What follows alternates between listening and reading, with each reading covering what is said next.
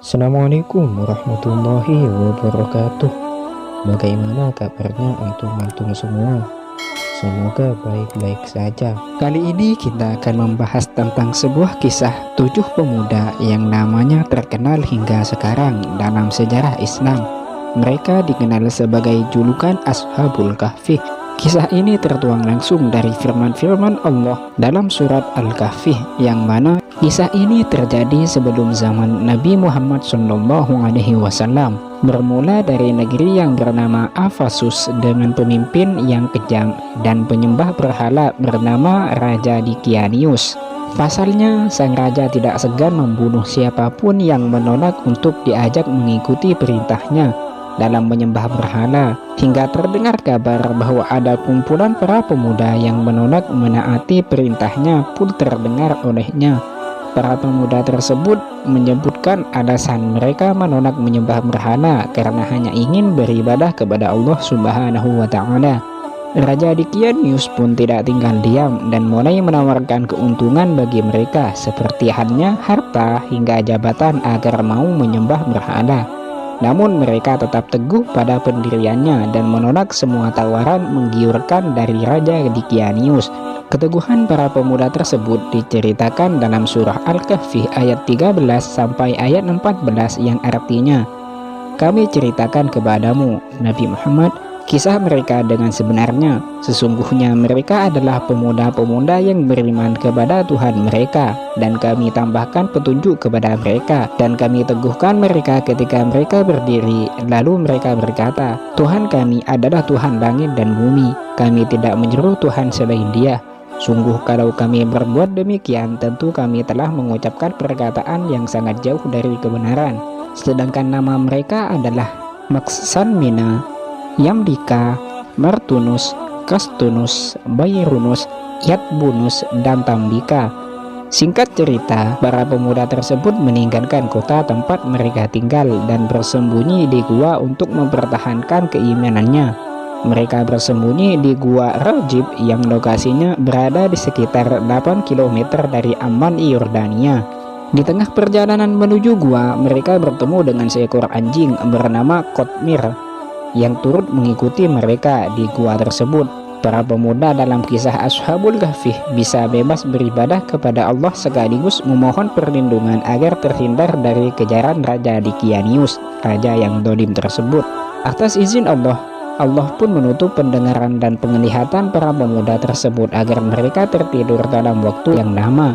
Diceritakan mereka tertidur selama 309 tahun di gua tersebut. Dalam gua tersebut tertutup rapat. Mereka tinggal selama 309 tahun. Setelah masa yang amat panjang itu lampaui, Allah Subhanahu wa Ta'ala mengembalikan lagi nyawa mereka pada saat matahari sudah mulai memancarkan sinar.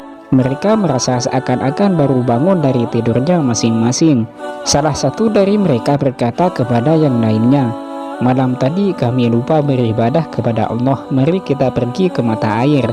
Setelah mereka berada di luar gua, tiba-tiba mereka melihat mata air itu sudah mengering dan pepohonan yang ada pun sudah menjadi kering semuanya. Allah Subhanahu wa Ta'ala membuat mereka mulai merasa lapar. Mereka saling bertanya, "Siapakah di antara kita ini yang sanggup dan bersedia berangkat ke kota membawa uang untuk bisa mendapatkan makanan? Tetapi yang akan pergi ke kota nanti supaya hati-hati, jangan sampai membeli makanan yang dimasak dengan lemak babi." Tambika kemudian berkata, "Hai saudara-saudaraku, aku sajalah yang berangkat untuk mendapatkan makanan. Tetapi hai pengembala, berikanlah bajumu kepadaku dan ambillah bajuku ini." Setelah Tamdika memakai baju pengembala tersebut, ia berangkat menuju ke kota. Sepanjang jalan, ia lewati tempat-tempat yang sama sekali belum pernah dikenalnya. Setibanya dekat pintu gerbang kota, dia melihat bendera hijau berkibar di angkasa bertuliskan, "Tiada Tuhan selain Allah, dan Isa adalah Nabiullah." Tamdika berhenti sejenak memandang bendera itu sambil mengusap-ngusap mata, lalu berkata seorang diri, "Kusangka aku ini masih tidur." Setelah agak lama memandang dan mengamati bendera itu, dia meneruskan perjalanannya memasuki kota. Dilihatnya banyak orang yang sedang membaca Injil. Dia berpapasan dengan orang-orang yang belum pernah dikenal. Setibanya di sebuah pasar, dia bertanya kepada seorang penjajah roti, "Hai tukang roti, apakah nama kota kalian ini?" "Apesus," sahut penjual roti tersebut. "Siapakah nama raja kalian?" tanya Tamlika lagi. "Abdurrahman," jawab sang penjual roti. "Kalau yang kau katakan itu benar," kata Tamlika, "urusanku ini sungguh aneh sekali. Ambillah uang ini dan berilah makanan kepadaku." Melihat uang itu, penjual roti terheran-heran karena uang yang dibawa Tamlika tersebut itu uang zaman lampau yang ukurannya lebih besar dan lebih berat. Lalu penjual roti tersebut berkata kepada Tamlika, "Alangkah beruntungnya aku, rupanya engkau baru menemukan harta karun. Berikan sisa uang itu kepadaku, kalau tidak engkau akan kuhadapkan kepada raja." "Aku tidak menemukan harta karun," sangkal Tamlika. "Uang ini kudapat 3 hari yang lalu dari hasil penjualan buah kurma seharga 3 dirham. Aku kemudian meninggalkan kota karena orang-orang semuanya menyembah Dikianius." Lantas penjual roti tersebut marah lalu berkata, "Apakah setelah engkau menemukan harta karun masih juga tidak rela menyerahkan sisa uangmu itu kepadaku? Lagi pula engkau telah menyebut-nyebut seorang raja durhaka yang mengaku dirinya sebagai Tuhan, padahal raja itu sudah mati lebih dari 300 tahun yang silam. Apakah dengan begitu engkau hendak memperolok-olok aku?" Tamlika lalu ditangkap kemudian dibawa pergi menghadap raja. Raja yang baru ini seorang yang dapat berpikir dan bersikap adil. Raja bertanya kepada orang-orang yang membawa Tamlika, "Bagaimana cerita tentang orang ini?" Lantas sang penjual roti tadi berkata, "Dia menemukan harta karun," jawab sang penjual roti tadi beserta orang-orang yang membawanya. Kepada Tamlika, raja berkata, "Engkau tak perlu takut. Nabi Isa alaihi salam memerintahkan supaya kami hanya memungut 1/5 saja dari harta karun itu. Serahkanlah yang 1/5 itu kepadaku dan selanjutnya engkau akan selamat." Lalu Tamlika menjawab, "Baginda, aku sama sekali tidak menemukan harta karun. Aku adalah penduduk kota ini." Lantas raja bertanya sambil terheran-heran, "Engkau penduduk kota ini?" "Iya benar," sahut Tamlika.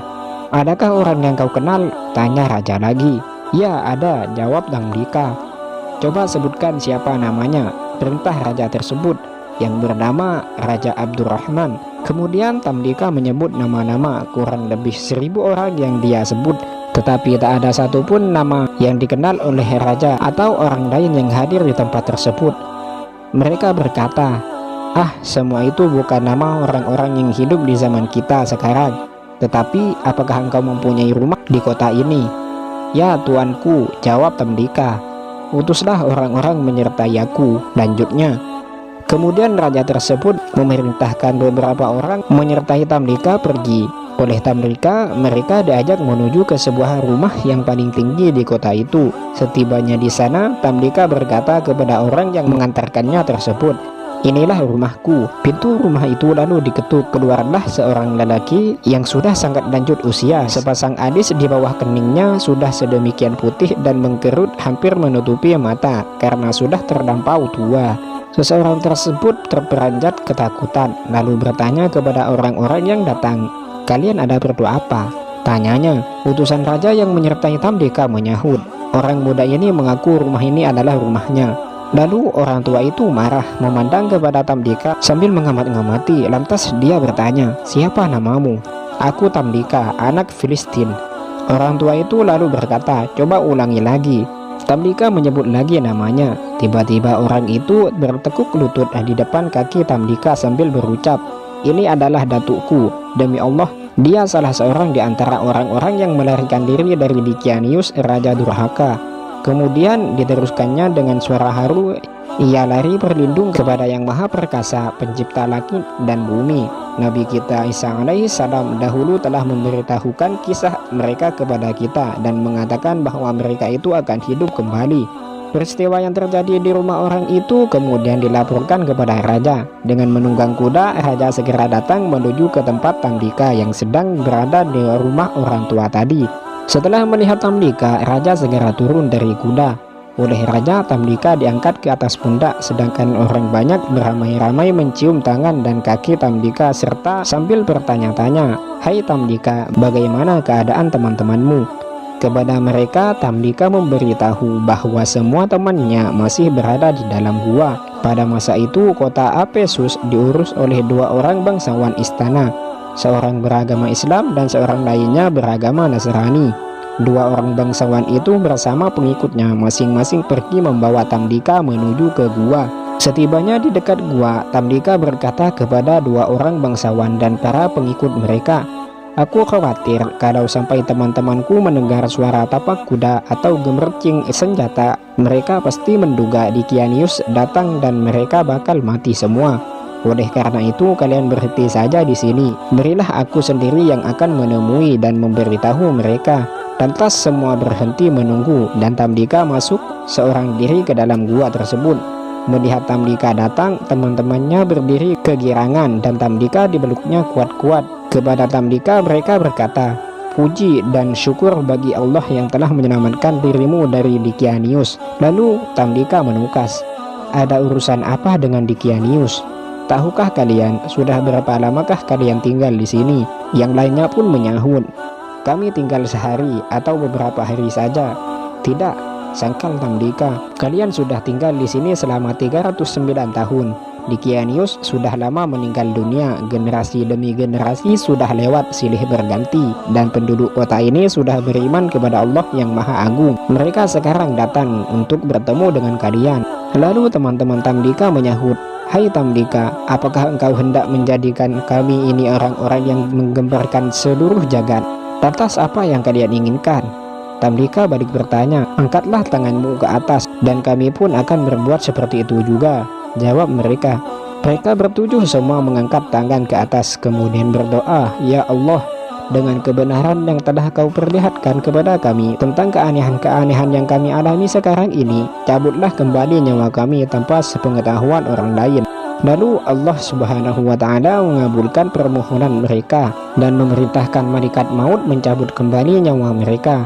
Kemudian Allah Subhanahu wa Ta'ala melenyapkan pintu gua tanpa bekas, sedangkan dua orang bangsawan yang menunggu-nunggu segera maju mendekati gua, berputar-putar selama 7 hari untuk mencari pintunya, tetapi tanpa hasil. Tak dapat ditemukan lubang atau jalan masuk lainnya ke dalam gua.